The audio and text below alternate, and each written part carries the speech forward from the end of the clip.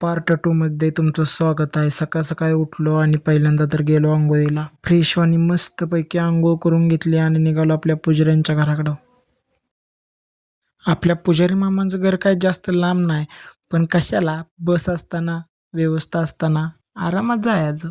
आल्या आल्या पहिल्यांदा तर आरती केली आणि नंतर पोळ्यांचा नैवेद्य लावून घेतला आणि आपण निघालो प्रसादासाठी. मस्तपैकी आपल्या शिरा भाताच्या प्रसादावर ताव मारला आणि पोटभर जेवण केलं. पोटभर जेवण झाल्यावर पालख्या काढल्या आणि निघालो गुलाल खोबऱ्याकडे. कशी आहे गर्दी? अहो ही तर काहीच गर्दी नाही. थांबा जरा थोडा वेळ. सासनकाठी खाली घेतल्या घेतल्या पहिल्यांदा जर तोरण्या विरण्या आवळून घेतल्या, फरारा वगैरे नीट केला आणि सुरुवात झाली सासनकाठ्या नाचवायला.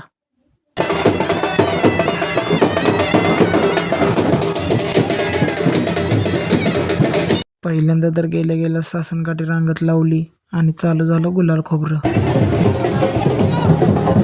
आणि थोड्या वेळानं बघतो तर काय पावसाचं वातावरण झालं होतं, पण काय दिसत होता नजारा कडक, मन समाधान करणारा. मग काय नंतर मी पण सासनकाठी नाचवायला घेतली.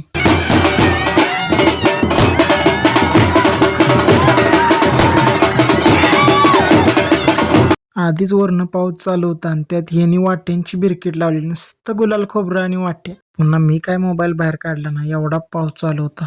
पाऊस उघडल्यावर गेलो गुलाल खोबऱ्याला मेन पालखीचं दर्शन घेण्यासाठी. व्हिडिओच्या क्लिप्स घेत होतो तवरच बघतो ही काय बिरकीट, एकावर सगळ्यांनी वाट्यांचा वर्षाव चालू केला. मार बाद्या माराय. पोरं म्हणले की तेवढा एन्जॉय चालायचाच. जशी देवाची पालखी दरवाज्यातनं बाहेर आली तसा गुलालाचा नुसता पाऊसच चालू झाला.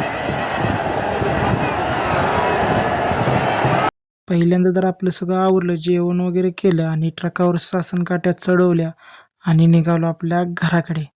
व्लॉग आवडला असेल तर लाईक करा, शेअर करा, फॉलो करा.